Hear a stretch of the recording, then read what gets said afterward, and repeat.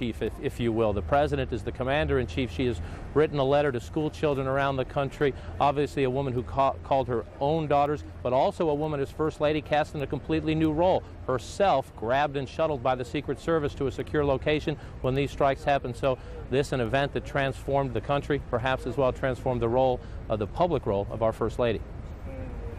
John, thank you. Our senior White House correspondent, John King, with us this afternoon as we are a little bit past 3 o'clock Eastern Time. For those of you who may just be joining us, let me hopscotch a little bit around New York and give you a sense of where the situation stands. The significant concern 30 blocks away down at the Trade Center building now centers on two buildings. The American Express building and this building, the building you're looking at, which is One Liberty Plaza. We talked a great deal with you about this time yesterday afternoon about One Liberty Plaza, and this is a building that at this time yesterday was seen to be in danger of collapsing. We heard then really just a couple of hours ago that engineers felt that the building was safe. That report seems now to be not true or not accurate at least, because officials now are very concerned about One Liberty Plaza. They are also very concerned about the American Express building, which lies to the south of the World Trade Center building. There was smoke has been seen coming out of some of the mid-floors and upper floors of the building. We had a report from one of our producers on the scene, quoting an official down there saying that the building is listing some, and so people who had been working in the building had been used on a normal business day. And how long ago does it seem that there was a normal business day? American Express, Lehman Brothers, others had offices there. In recent days, it's been used as a triage center, and as so many buildings down around the Trade Center have been, has also been used as a makeshift morgue. That building is in some danger as well. So officials have evacuated those buildings. They have moved people away from the area for their own safety. That is slowing down and complicating the search and recovery operation.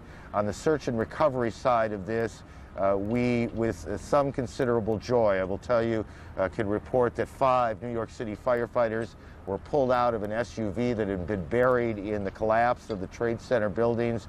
They came out to the cheers of the rescuers, and they are fine. 2.5 days later, they are fine. So that here in New York is where we are. We watch these buildings, and we hope for more good news out of the rescue site. Judy Woodruff joins us now in Washington. Judy, good afternoon. Good afternoon, Aaron. I have to say, all of us in Washington who've, of course, been watching the coverage, celebrating even the lives of 5 people is something to celebrate, given the grim stories all the way around.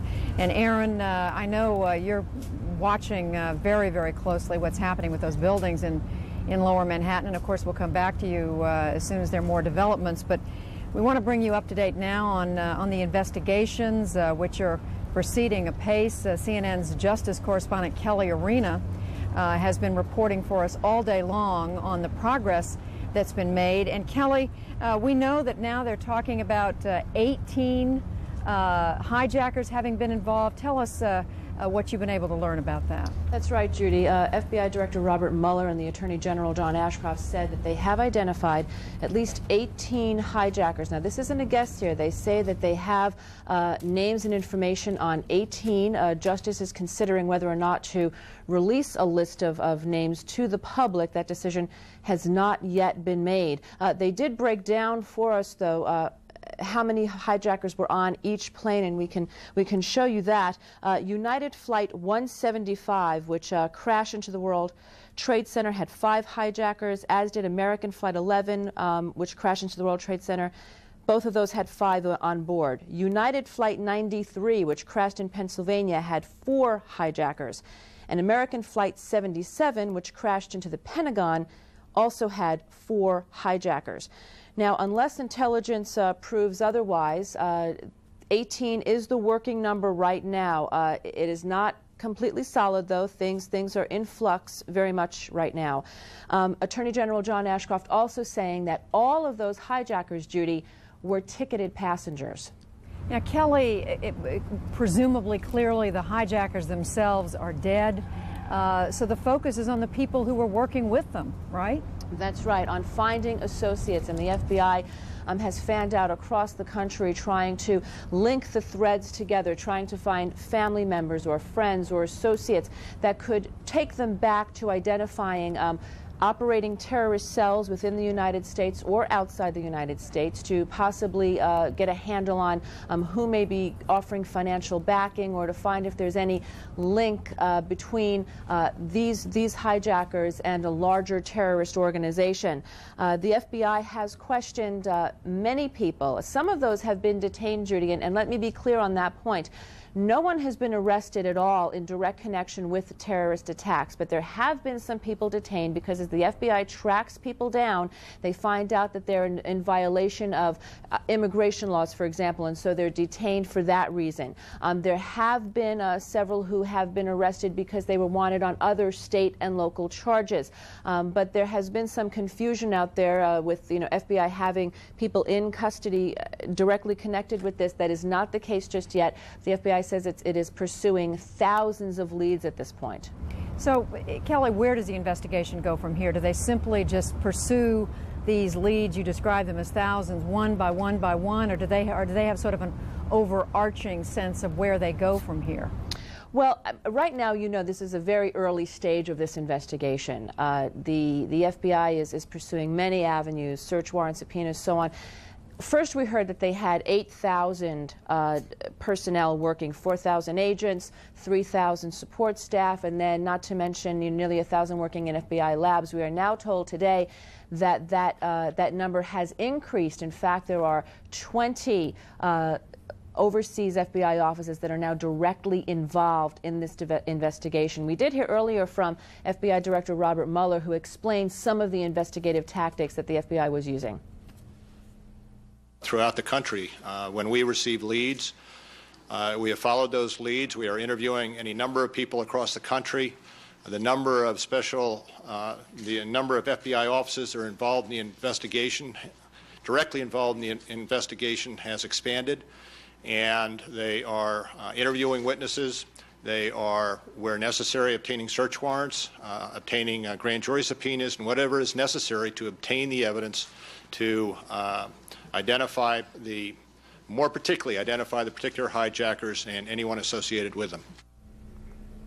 Now, Judy, what could provide even more help would be the black boxes. None of those have been retrieved yet, but today we did hear that the one that was most likely to be retrieved is the flight that did crash in Pennsylvania, because it is the only one that went directly into the ground rather than into a building, and investigators actually have access to that crime scene. Back to you. All right, Kelly Arena, who's been following this investigation for the last several days, ever since these incidents took place on Tuesday morning. And now we want to go to the White House, to our senior White House correspondent, John King, for an update on what President Bush has been doing today. John, we know the president today dealing both with his own emotions and also proclaiming that America will be victorious through all of this. We're seeing, that's right, Judy, we're seeing many sides of the president on this day, even just in the past several hours. And you may see cars pulling in the driveway behind me now, that part of the president's role as well. Members of the Virginia and New York delegations, obviously the two states most affected by this tragic terrorist strikes, now here at the White House to meet with the president and other administration officials on the ongoing relief, recovery, and rebuilding efforts, as well as to get an update on the status of the investigation. Now, the president will also meet later today with his national security team yet again. CNN told by senior administration sources that increasingly those conversations turning to potential, emphasis on potential, U.S. military responses to these strikes as the investigation, as Kelly Arena just updated us on, continues. And as part of that, a broad effort by the entire administration to build an international coalition of support. And as part of that, some interesting developments just in the past hour or so. We know Secretary of State Colin Powell spoke earlier today to the Pakistani President General Pervez Musharraf, Mr. Powell presenting a specific list, we are told, of what the United States wants in cooperation from the Pakistani government. Now, Pakistan is a neighbor of Afghanistan, the home of the suspected terrorist Osama bin Laden. Pakistan, one of the few governments that recognizes the Taliban as the government of Afghanistan. After that conversation, the State Department said it was a favorable conversation, and CNN just moments ago received a statement from President Musharraf, General Musharraf, saying, quote, Pakistan is committing all of its resources in an effort coordinated with the United States to locate and punish those involved in these horrific acts. Now, the Bush administration saying it wants to put that promise to the test, but that could be a significant development in the diplomatic effort here and in the investigation as well, as the U.S. government believes the Pakistani government has quite a bit of information about the operations of the bin Laden network. Now, the president discussed all this earlier today, a telephone call placed to the governor of New York and the New York City mayor to offer them more federal support in the ongoing relief effort up there. The president also then looking toward the investigation. He called this the first war of the 21st century, and Mr. Bush said, make no mistake about it, the United States would react with resolve. Now's the time for the country to be united, and you know, through the tears of sadness, I see an opportunity. You know, make no mistake about it, this nation is sad, but we're also tough and resolute, and now's an opportunity to do generations a favor by coming together and whipping terrorism, hunting it down, finding it, and holding them accountable. The nation must understand this is now the focus of my administration. And as part of that effort, Judy, we heard earlier today the Undersecretary of Defense, Paul Wolfowitz, talking about the fact, he said it matter-of-factly, that fighter jets are flying combat air patrols over Washington, D.C. and other major U.S. cities as a result of this. And just in the past few minutes here at the White House, we have seen the Secret Service once again, and they won't tell us why just yet, push back the security perimeter. They had opened up Lafayette Park across from the White House. In the past 10 minutes or so, uniformed Secret Service agents going back out across the park and clearing the park, saying they are extending the security perimeter a bit farther away from the White House. No word as yet as to whether that is being done simply as a precaution or whether there was some new specific threat here at the White House. Judy? Now, John, we know that you're waiting there at the White House for the daily briefing from the president's spokesman, Ari Fleischer. As we wait for that, why the public focus on Pakistan? I mean, Pakistan is surely not the only country that has offered you know, some sort of, if not support, at least turned a blind eye in some instances to what these the bin Laden groups and other groups involved in terrorism have been involved in. Certainly not the only country to offer support. The administration saying it is overwhelmingly encouraged by words of support from key U.S. allies like Great Britain, like France, like Germany. Also words of support from less predictable nations like China and Russia. But remember, the United States government has been displeased with what it has heard from the Taliban in Afghanistan, saying earlier, right after this attack, that they saw no way Mr. bin Laden could be responsible for this. Now let's go inside, listen to the White House Press Secretary, Ari Fleischer. I want to give everybody a report on the President's activities for the day and then share with you some information about what the various agencies are doing to combat this terrorist attack. There is no evacuation of the OEOB. No. I'll be explaining everything. The President today has made a series of phone calls to world leaders. He has spoken to Prime Minister Koizumi of Japan, Prime Minister Berlusconi of Italy, Lord Robertson of NATO, Crown Prince Abdullah of Saudi Arabia, and Egyptian President Mubarak. As you know, earlier today he spoke with Mayor Giuliani and Governor Pataki to express his concerns about events up in New York and inform them, of course, that he will be going there tomorrow. The President also visited a local hospital today. I'm going to have a little bit more to say of that shortly. And beginning in just a few minutes, the President will meet with members of Congress from the Virginia area and the New York area to talk about the ongoing efforts of the federal government to be of assistance to the families and to the victims. Tomorrow will be a national day of prayer and remembrance. The President will attend a church service here at the National Cathedral in Washington, D.C., and the President is asking all Americans at their lunch hours to go and attend a church, a synagogue, a mosque, a place of their own choosing for worship, to say a prayer in assistance to the families and the victims of this horrible incident. As for the activities of the federal government, let me fill you in on several activities, including the one Helen just asked about. The Department of Defense will be announcing the names of those who are killed in the Pentagon disaster if families have been notified for those families that have been notified. The Department of Housing and Urban Development announced that they will direct all FHA-approved lenders to provide relief to families with FHA-insured mortgages affected by the recent attacks by providing additional mortgage flexibility and not to start or threaten foreclosure actions for at least 90 days. Secretary Martinez has also asked all major mortgage lenders, including those who are not insured by FHA, to consider providing relief to families as well. The Department of Treasury, in conjunction with the Department of Justice, has announced the deployment of agents from U.S. Marshal Service, U.S. Border Control, and U.S. Customs at designated airport security checkpoints throughout the country as part of the heightened security measures that have gone into effect. The Secret Service has expanded the security perimeter around the White House, this is what you have seen here, as a precautionary matter. All further questions that I'll refer to the Secret Service. The Department of Transportation, Secretary Mineta, has ordered that national airspace will be reopened to commercial and private aviation. They did so earlier this morning. Airports will reopen on a case-by-case basis only after implementing a more stringent level of security. The Department of Justice, in conjunction with the Department of Treasury, I indicated, has beefed up the security at the airports. And the President has directed Attorney General Ashcroft, and he announced it earlier today, to streamline the application, approval, and payment process for benefit claims of eligible survivors of firefighters, police officers, medical rescue personnel, and other public safety officers who died in the line of duty as a result of the act of terrorism in around our nation on September 11th, 2001. Secretary of Health and Human Services Tommy Thompson is in New York. He has announced that the Department of Health and Human Services will be working with the Federal Emergency Management Administration to provide coordinating counsel and service to victims, their families, and rescue workers. And the Director of the Environmental Protection Agency, Whitman, is also in New York today, and she'll be having a briefing at 5 o'clock. Finally, let me just say this. The President was very touched by his visit to the hospital today. At the hospital, he met with people who are in a burn unit now, who have survived.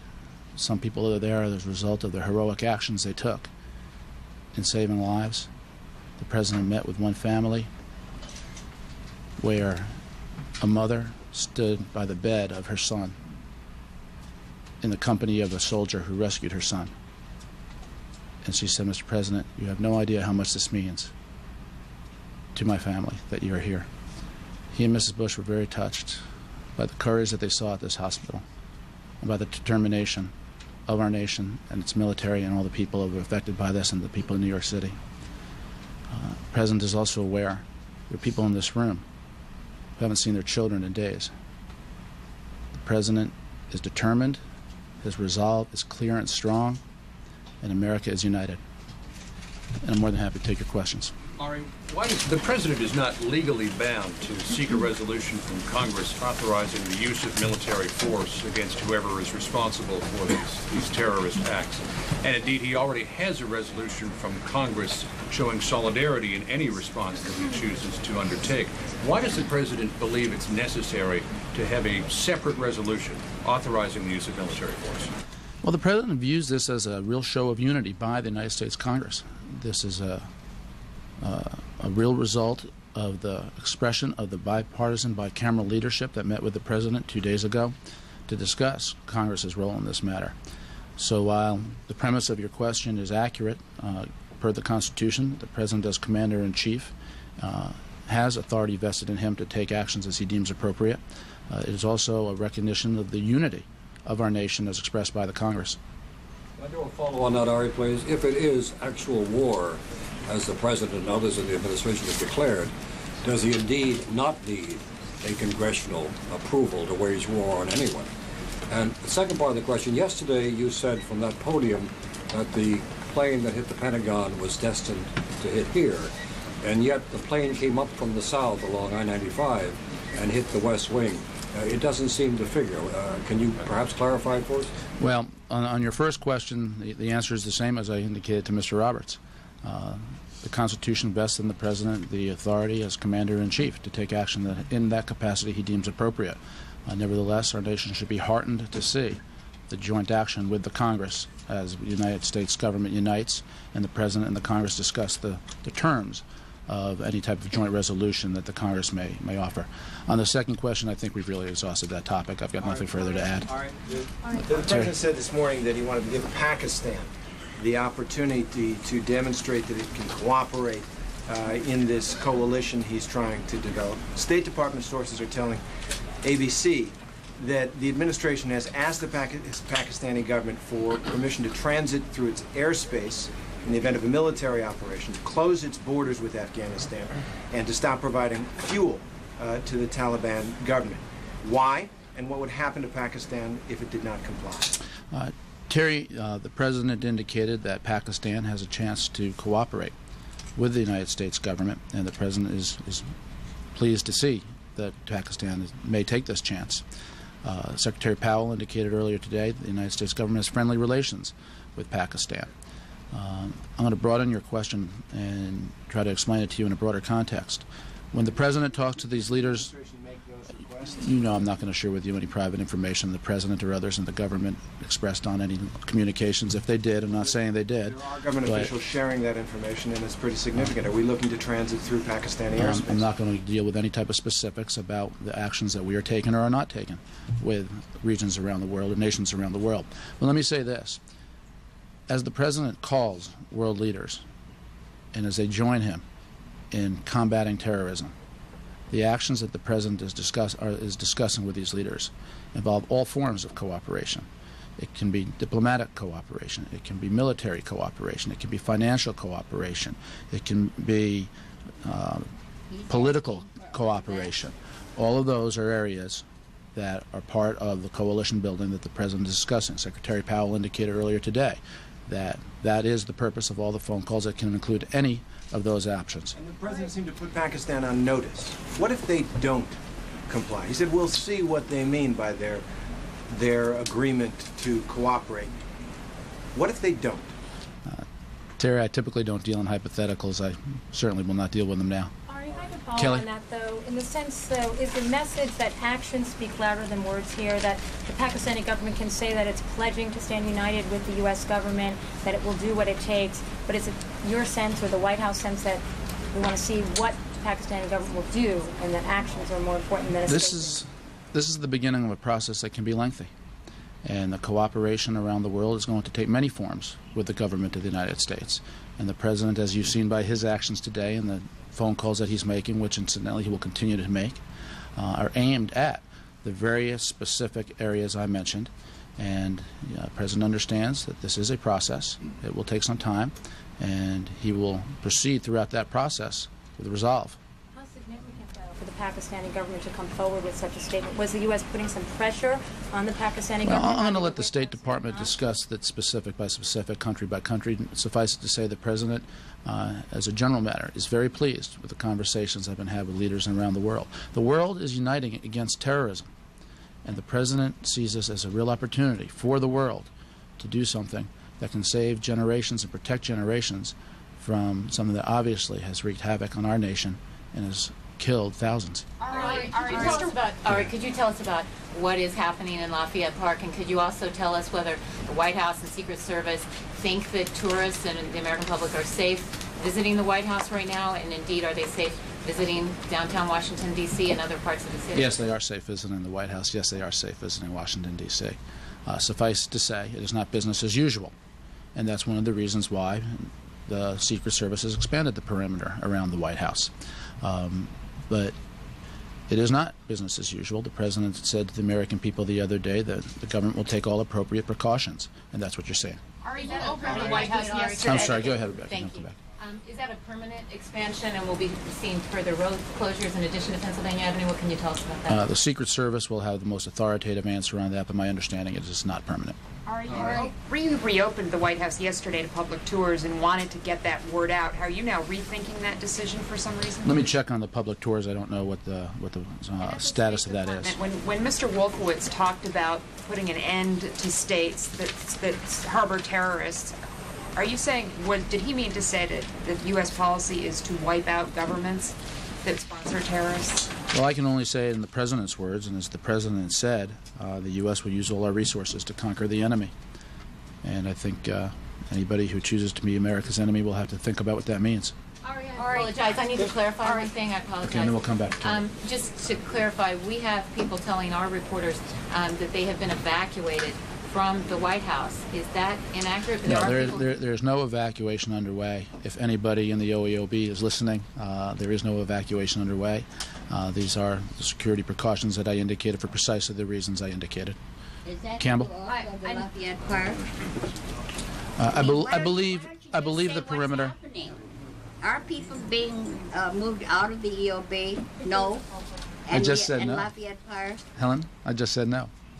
The perimeter is being expanded, but that deals with entree to the White House, but the White House will continue to have visitors. For example, there's a congressional delegation visiting now. Can people be in Lafayette Park? You have to check with the Secret Service.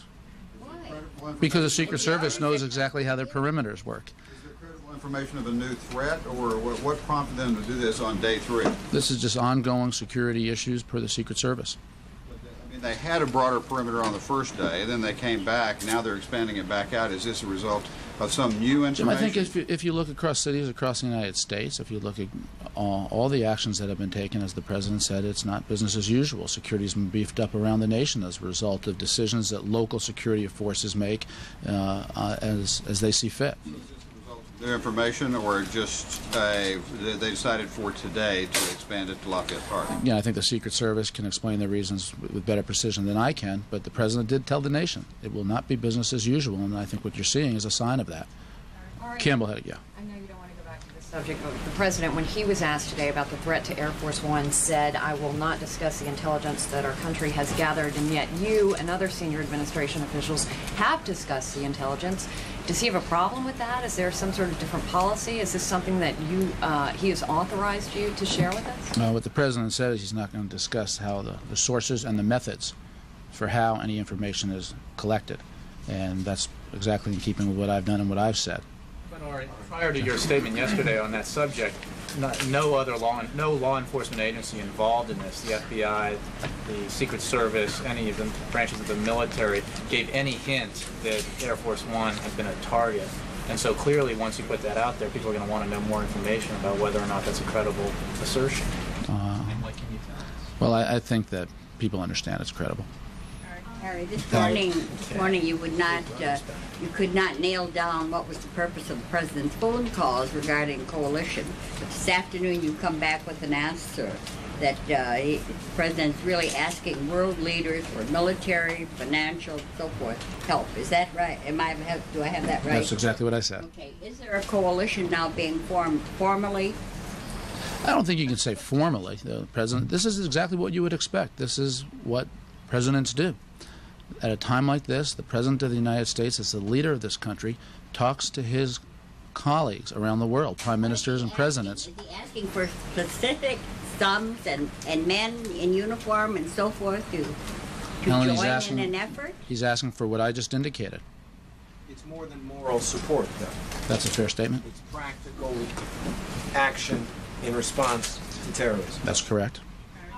When the President spoke in the Oval Office, he seemed to go beyond just terrorists and those who harbor terrorists to say those who encourage their actions.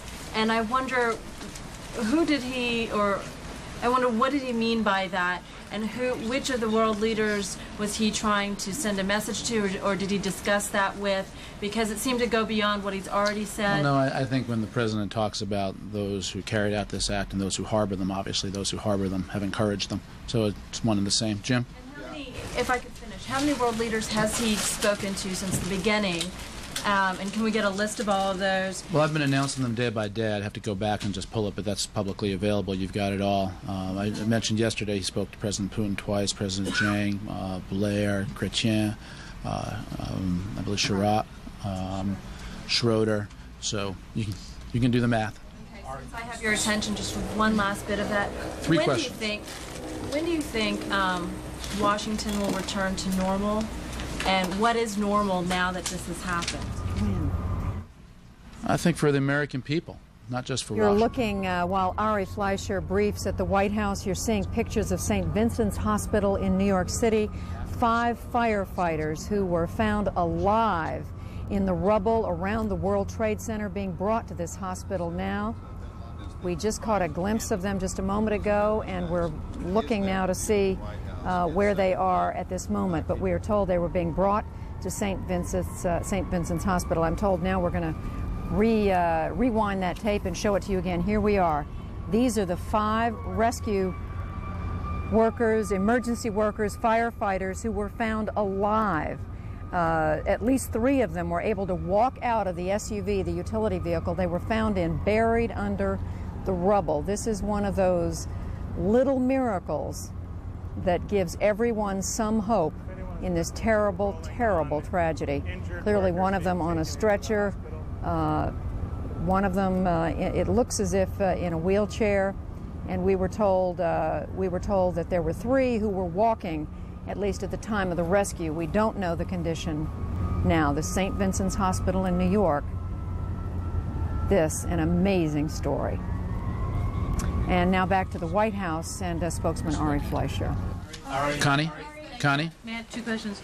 Do you have any special words for what the United Kingdom has done? The statements they made are very strong, and today they played the Star-Spangled Banner when they had the changing of the guard. Yeah, and I noticed today also the United States is not the only nation that mourns. The United Kingdom has lost the lives of many of their citizens. Other nations also had their citizens working in the World Trade Center. And so it's a further expression of the wonderful solidarity that the world is showing with the United States. I think it's very touching for the United Kingdom to play America's national anthem. One more question. Can there be war without a formal national enemy?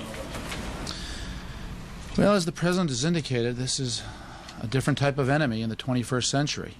The President said this enemy is nameless. This enemy is faceless. This enemy has no specific borders. This enemy does not have airplanes sitting on tarmacs. It does not have ships that move from one port city to the next. It is a different kind of enemy.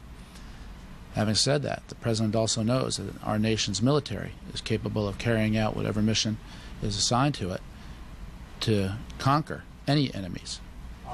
Keith? The answer to John's question is that the White House view that whatever action is taken and whatever the scale and duration of the action, that you need no further approval from Congress. You'd like something from Congress, but you don't need anything else from Congress. I'll say it for the 3rd time. The Constitution vests in the President, as Commander-in-Chief, the authority to take actions he deems necessary to protect and defend the United States.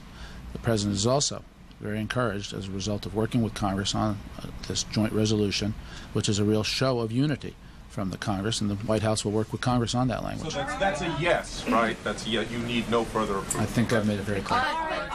Go ahead. Gene, you haven't asked yet. Gene, go ahead. Yeah, just to follow on that note, the War Powers Act does call for approval of if troops are going to be put in harm's way. Gene, as with many previous administrations, there are questions about the constitutionality of some aspects of the War Powers Act, and this administration shares those questions. Yeah, but in most of those previous cases, we're looking at largely air assaults. But is it your position that that's not accurate. There have been some 125 military actions that took place in the United States, and I believe only 5 involved declarations of war. Secretary Powell, can you tell us anything about special security precautions tomorrow for the President's trip to New York? Are there going to be fighter jets on each wing of Air Force One, for example, like there were on Tuesday? Well, actually, I do not know the answer to that question, and if I did, I'm not sure I'd be able to share it in all cases. But suffice it to say, the President has full confidence in the Secret Service and those who protect him. Will he travel with the full contingent? Will he, the usual presidential motorcade that we see, this enormous beast that lands in a place and takes over a town, will he do that in New York? I think Terry will be a smaller, enormous beast. He's going to travel. You said that we wouldn't go to New York as long as his being there would create a hindrance to those trying to rescue workers, people cleaning up the debris. When they're still pulling people alive out of that rubble, how do you keep him out of the way and from being a distraction? Because in conversations with Mayor Giuliani and Governor Pataki, they talked about how it would be appropriate and meaningful for the president to go to New York. And so all factors are taken into consideration. And of course, the president wouldn't go under any other circumstances. So are you saying he'll keep his distance from actual ground zero? Well, you'll see, just as when he visited the Pentagon yesterday. You'll see tomorrow. Go ahead. Go ahead. You talked about the business or the individuals with mortgage help, et cetera.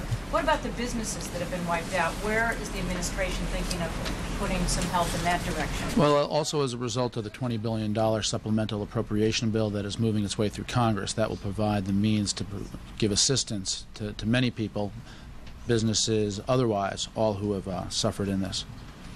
Secretary Paul? Powell saying bin Laden is a prime suspect. Is the administration, the U.S., confident, or does the U.S. know of his whereabouts, where he is? I'm not going to give any answers to that question. If I could come back to the... Since the mid-1970s, the U.S. has had an executive ban in place on assassinations. Is the president considering lifting that? All the president's actions will be in concert with all laws, and I have no information for you beyond that. Former President Bush. Jim, go ahead. On that point, is there anything, any restriction that the administration believes is hampering the intelligence community's efforts to deal with terrorists? Are there any restrictions either self-imposed by the agency or by the intelligence community or by Congress that you think need to be eliminated? I have not heard any such conversations. As always on all these matters, as the President indicated today, the government will keep you informed of any steps it thinks are necessary, but I have not heard anything. I want to go somebody who hasn't asked anything yet. Go ahead. On the $20 billion supplemental, LNB, as he knows, says there's only $1 billion left in fiscal year 2001 that's on budget, or that's not Social Security. Is it accurate to say that that money can still be expended and be considered without use of Social Security surplus funding, depending on the timing of when that funding is released? Well, I think there's been a virtual, universal, if not universal, recognition by members of the Congress and by the President that our national security will always come first. So, I'm sorry, go ahead. Just for clarification purposes then, this is considered a severe emergency, and therefore it's money that's being taken from the Social Security surplus. I indicated 2 days ago that this was a severe emergency. OMB was giving differing advice that it depended on the time that the money is actually spent, and that it does not necessarily mean you even have to use those funds. I'm just trying to get that clarified. I indicated this as a severe emergency. I also said that the fiscal year, of course, does not close to September 30th, so we'll know more at that time. But national security will come first. All right. So go ahead. Go ahead. The word war is being bandied around here so much, but that word in and of itself carries such a constitutional connotation, etc., and creates a confrontation with Congress or whatever. Is it possible we'll see a ratcheting down of the rhetoric with the administration? I think you're going to see consistent actions by the administration and statements of resolve and determination by the President, just as you've been seeing. So go ahead. Go ahead. The 1991 war resolution that Congress passed put some limitations on what the President could do. Would that be satisfactory, something like that be satisfactory to this President Bush? Or would you like something that is less, is more open-ended? You know, we're dealing with hypotheticals here. Congress today is considering a joint resolution to express its support for the President as a show of unity. And we're talking with the Congress very productively about the appropriate language to use in that.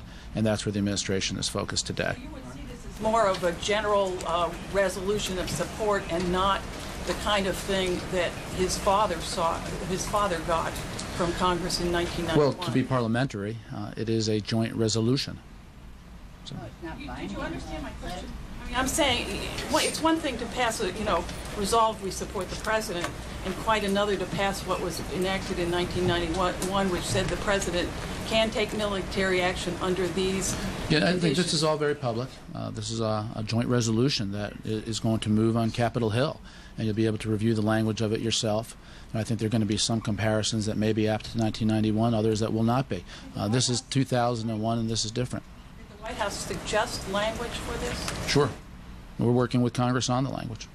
As law enforcement officials proceed in trying to apprehend individuals inside the United States who may have knowledge or have been involved in the attacks, what is the president telling law enforcement officials in terms of what actions can they take? Should people be prepared to see, say, phone taps that haven't been used in the past? What kind of civil liberties does the president think should be protected or suspended? I think you need to talk to the Attorney General about the actions that they are taking. All will be in accordance with the law, of course. Earlier today, White House officials expanded on the threat against Air Force One, saying that there was a telephone threat to the Secret Service, that Air Force One was on a target list. As the 3 successful attacks were all sneak attacks with no prior warning, why did you put credence in the telephone threat? Again, you're getting into evaluations that involve the area of how the administration, or in this case, Secret Service, the White House, obtains information. And I think we've exhausted that. Go ahead. Earlier today, the president said... White House spokesman Ari Fleischer going to some lengths this Thursday to demonstrate the president's resolve and determination to strike back at whoever was behind this week's acts of terrorism, saying at one point the United States will use all its resources to conquer the enemy, and at another point saying the world is uniting against terrorism. He said this is a real opportunity to prosecute the war against terrorism. Now, Aaron, back to you in New York.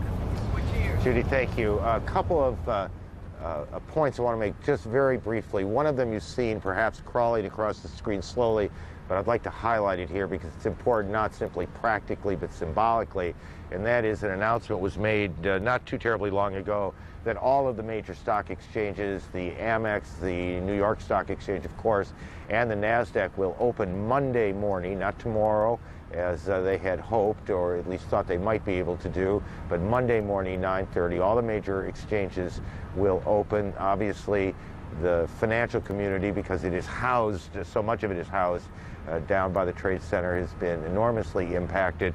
The stock exchange is expected to be up and running. I would venture to say not since October of '87 will an opening be as closely watched as that one. Secondly, the weather's about to change here in New York. We have, for the last 3 days, been blessed with extraordinarily good weather, and it is about to get very nasty. A thunderstorm front's expected to move in tonight, right around midnight, a little before, a little after.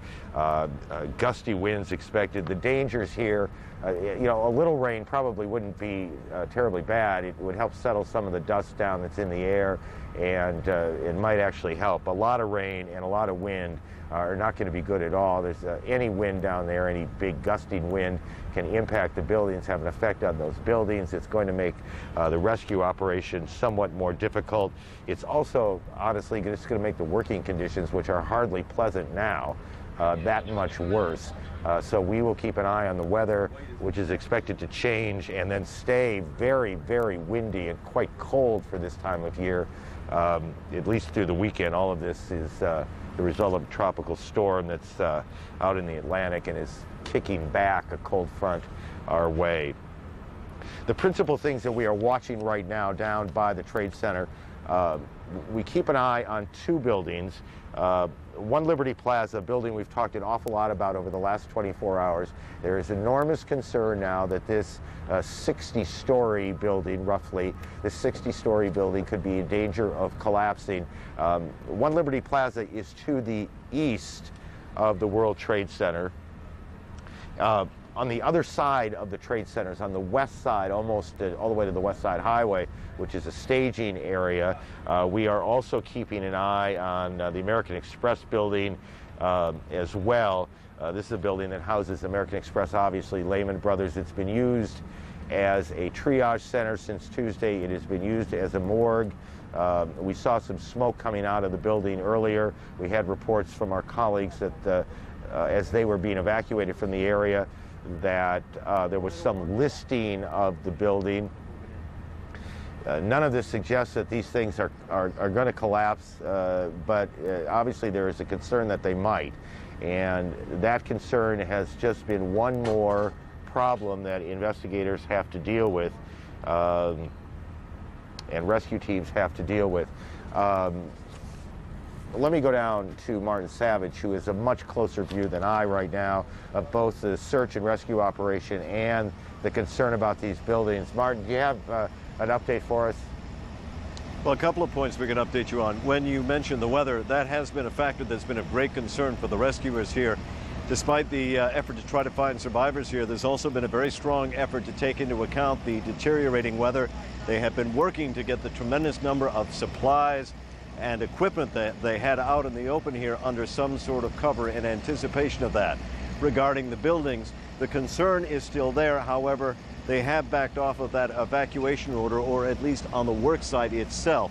What they did was, when they thought the threat may be imminent of collapse, they moved or repositioned the rescuers. They stressed that they did not bring it all to a halt, but simply moved them out of what they thought was immediate harm's way.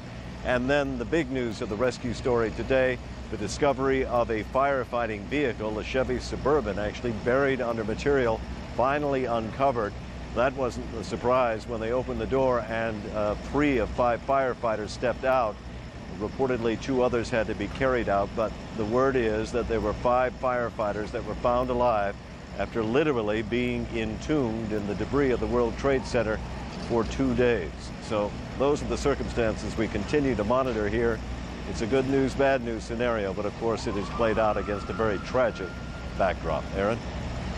Martin, we saw just a few moments ago, in fact, pictures of those firefighters being brought to St. Vincent. We saw one of the guys walking, had an IV bag. We assume there's a real dehydration issues, but to just simply see them alive means an enormous amount. I suspect it means an enormous amount more to Sharon Cole, who joins us.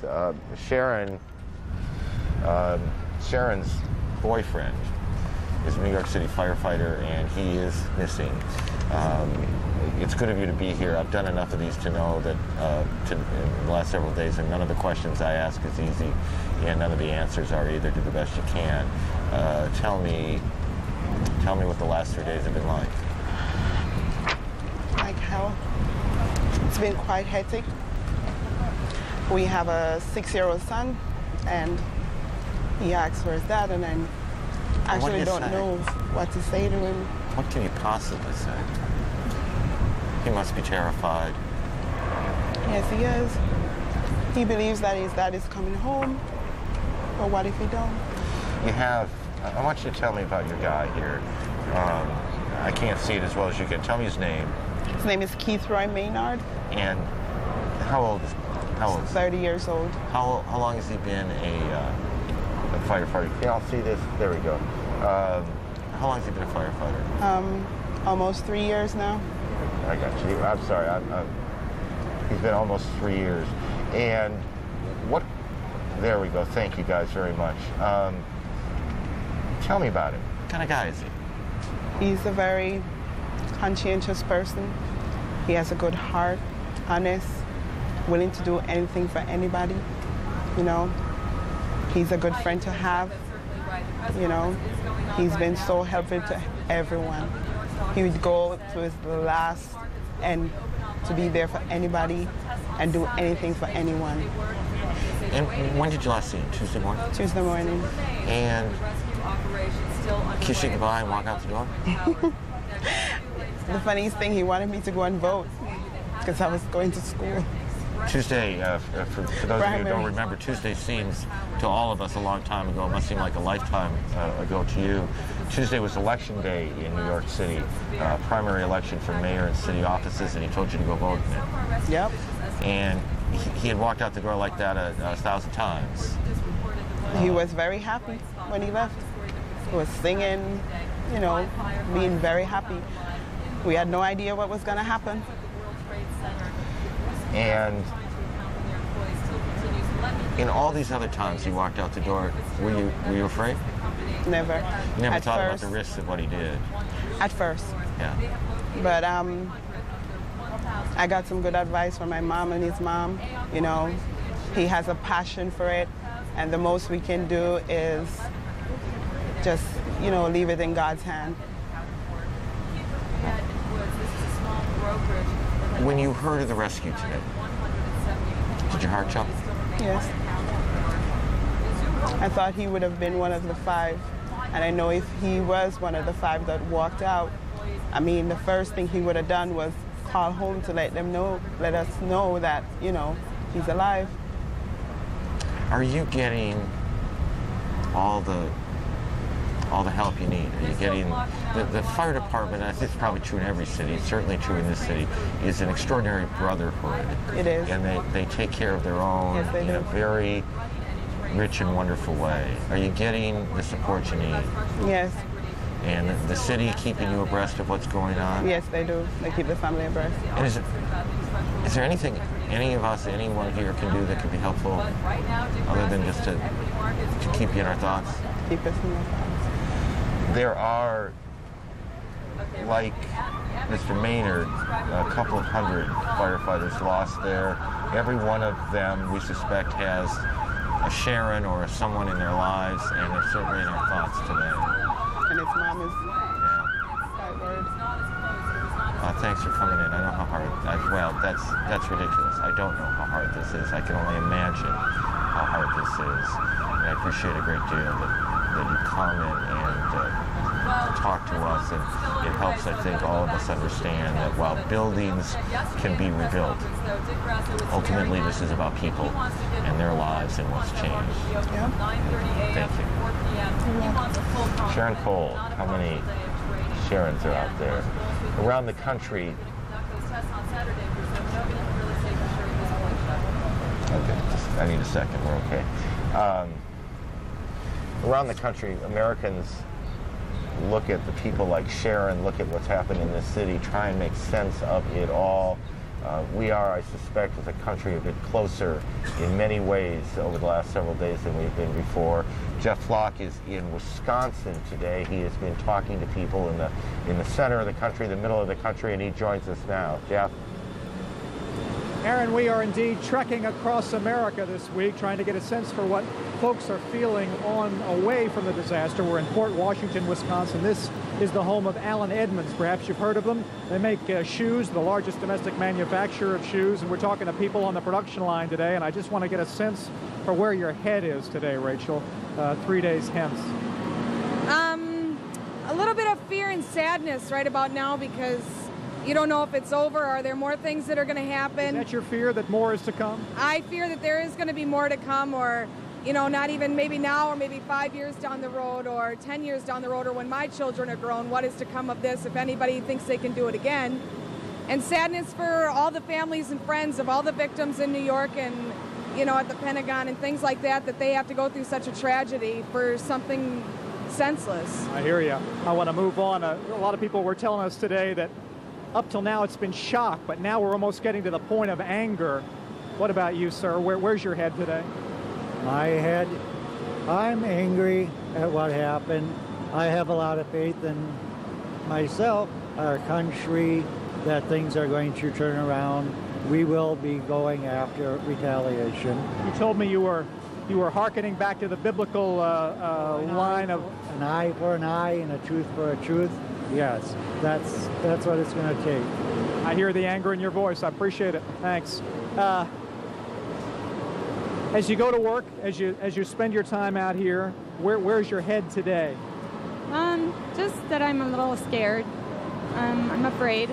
I don't know what the future holds for my kids. I don't know if they're gonna come back and do this again or when they're gonna do it again. And I just pray that the president makes the right choice. I want to also talk, and if I can sneak around to John over here. John, I know you spent a lot of your time traveling. The airport's open again today. Is air travel as we know it going to be the same? Pardon? Is air travel as we know it going to be the same? I'm afraid not. I think we've been spoiled way too long. I think there's going to be a lot of irate people once they get used to the new system, but I think that's the way it's going to have to be, and I think people will You're okay with that? it. I think so. I am. Also, some sense out in the hinterlands for how much this tragedy has touched people. Dean Karls, your son, tell me again, works at the Pentagon. Yes, he's a lieutenant colonel stationed at the Pentagon. He's been there since the beginning of July. You left work on Tuesday not knowing if he was alive. And you learned? Well, when I got home shortly after, I got a phone call. And very fortunately, he was alive. He said, "Dad, I got out of there all right. I got to my truck, which is a block and a half away, and I got home to Alexandria, Virginia." So he was safe. I mean, I thought he was dead. I was certain he was dead. And I want to express my condolences to all the families who lost members of their family or who were injured or lost in New York, Pennsylvania, and at the Pentagon. Dean, thank you. Appreciate it very much. When you think about what comes forward from this, any ideas? You look into your crystal ball? No, I'm just, first of all, I want to send my sympathy to the families in New York, the victims, their families. And right now, it's like we can't believe it happened here in this country, in the United States. We're afraid of what's going to be happening next for our future. I hear that. I hear that. Vicki, thank you. Appreciate it. We don't want to get away without a man who's president of the company. And you're all alike here today. Hey, John Stolenwerk, president of Allen Edmonds. Your head today. You were supposed to be traveling. You were going to a shoe show over in somewhere in Europe. Germany on Tuesday, and we were at O'Hare Airport and got the word and turned around and came back in the car. We're about 150 miles from O'Hare, and I've been trying to get on ever since, talking a lot to United Airlines. And we know that the airports are back open today, but you don't have any hope about traveling anytime soon, do you? No international. It might start tomorrow, so we'll go down tomorrow. You're a businessman. Give me some sense for the impact. You spend a lot of time on aircraft. I take it you're somewhat accustomed to some degree of convenience and being able to make things happen. Where are you thinking we're going right now? Well, I don't think this is going to help the economy at all, and I do believe, along with my coworkers and friends and European friends and customers, that we should act decisively and quickly against Afghanistan and Iraq. And this should not be a legal debate with the cabinet and lawyers in the White House. What are you talking about decisively? What are you specifically talking about? If I was running the country, I'd declare war at this point. They've been tweaking us for years. They did our embassy. They killed those Marines. They've been at the World Trade Tower a couple of years ago, and it's time that we put an end to it. I know the president's a friend of yours. Where's your shoes? Right. I know. You bet he's a customer. Do you have any hesitancy of sharing this with the president? Well, we've sent some emails from here, along with my coworkers. John, appreciate it. Thanks very much. We appreciate it. Our trek across the country, Aaron, will continue to get some sense for what people out here are thinking. Back to you. It is a reminder, of course, that this is not just a New York tragedy, though it's certainly that, not just a Washington tragedy. It is an American tragedy. It is affecting everyone in the country to one degree or another, in some cases in profound ways, like Sharon Cole a few moments ago, and others in, I guess, more trivial ways. Major League Baseball has announced that it will cancel its games through the weekend, and the National Football League, which some of you may remember in 1963, after President Kennedy was assassinated in November of '63, went ahead and played its football games on that Sunday, has announced that by the way, Pete Rozelle, the guy who made the decision, said it was the worst decision he ever made, has decided the NFL will not play this weekend. Those games will be canceled, and they'll figure out how to deal with all of that. Judy? Aaron, you're so right that this is a national story, because every one of those 3,000 or 4,000 people in the World Trade Center and in that area had family members presumably all over the country, and the same thing here at the Pentagon. The numbers are smaller, but every one of them family all over the United States. We did hear the manager at that shoe factory in Wisconsin telling Jeff Flock, it's time to go to war, it's time to declare war and do something. And our Jonathan Karl, congressional correspondent at the Capitol. Jonathan, members of Congress are talking. They're talking about a resolution of unity, of support, and so forth. But they're looking beyond that, aren't they? Yeah, absolutely. As a matter of fact, you do hear many senior members of the Congress sounding very much like that manager, wanting a formal declaration of war. That unlikely to happen anytime soon. But right now, as we speak, Judy, there are top members of Congress from both parties, both houses, working on a declaration authorizing the president to use force. I have been read a working draft of that resolution. I can tell you that it contains basically two provisions that authorize the president to use force. I'd like to read you both of those sections. One authorizes the president to use, quote, all necessary and appropriate force against all who planned, authorized, committed, and aided these acts of terror. But then it contains something that's very controversial. It's subsection B of this legislation. Again, this is just a working draft that is being banged out between the White House and members of Congress. That subsection B authorizes the use of force, quote, to deter and prevent future acts of terrorism. Now, many members up here are concerned that that is too much of a blank check, giving the White House authority to take military actions against activities that haven't even happened yet. That's why these negotiations are ongoing. Members of Congress hope that they can get something on the floor.